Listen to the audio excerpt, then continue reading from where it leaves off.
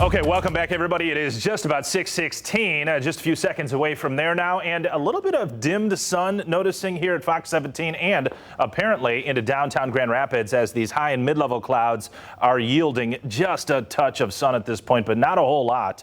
A temperature of 80 degrees we have in Grand Rapids at this point, so I could probably lower that to 79 or 80 at 7 o'clock. Nonetheless, holding fairly steady through 8, 9 o'clock. May we get a shower to graze on through GR by 7:38, 8:30. That's a possibility. A thunderstorm, probably not, but a chance of a storm off into northern sections, say Muskegon County, Oceana, Newaygo. A thunder shower, really. This is a diminishing complex of activity that I'll show you on the radar momentarily.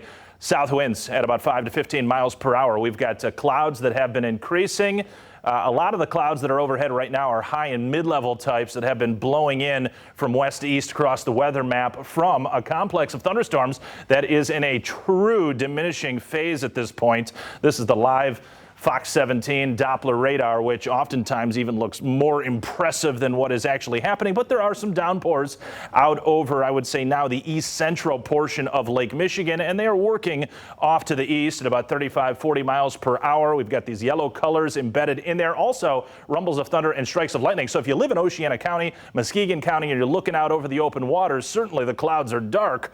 But the net result is likely to be nothing more than really, I think, winds 30 to 35 miles per hour, some rumbles of thunder, strikes of lightning, and brief downpours that will arrive in the next, say, 40 to 45 minutes, something on that order, as this activity, again, is working to the east-northeast at about 40 miles per hour. But the southern extent of it tending to fall apart recently, again, though, may get a shower into GR.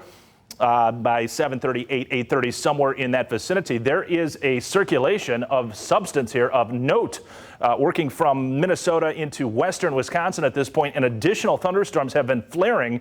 And tornado warnings, I believe about 4 or 5 of them have showed up at the same time. Those folks at those news stations pretty busy in the Des Moines area in Iowa this afternoon with abundant tornadoes in that vicinity. Again, tornado warnings. Not necessarily sure that there were tornadoes on the ground, but perhaps there were. I'd have to see the specifics on that. Chance for showers and storms into the overnight. That's probably our best chance for a thunderstorm will be in the overnight period in Grand Rapids as the second round developing over Iowa. I'm not looking for tornadoes here, but some of that will come in overnight. Showers tomorrow morning, especially. I think the afternoon now actually looking a little bit drier, but a fair amount of clouds around.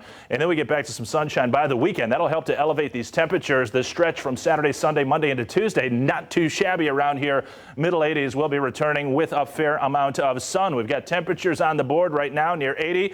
Readings around the country. Yes, it is July 14th. You'd expect it to be warm, and it is. Dew points, they're still up there. It's humid, but actually not quite as humid as yesterday.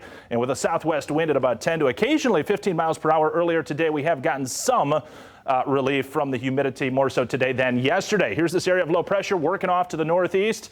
Later on tonight into the overnight, that's our best shot for showers and thunder showers. So it will be wet overnight into tomorrow morning. But the bulk of this moisture is actually going to settle southward towards the Indiana line, I think, through tomorrow afternoon. So Grand Rapids and northward, many dry hours tomorrow afternoon near the Indiana line. Likely some showers, and then another area of low pressure tries to come northward. We'll watch that because it could throw down some rain for a time on Friday, particularly south of I-96 and probably closer to I-94. And then it's drier. Doug and Janice, not too bad over the weekend into early next week. Yeah, looks great. Anthony, thanks. Coming up after the break, COVID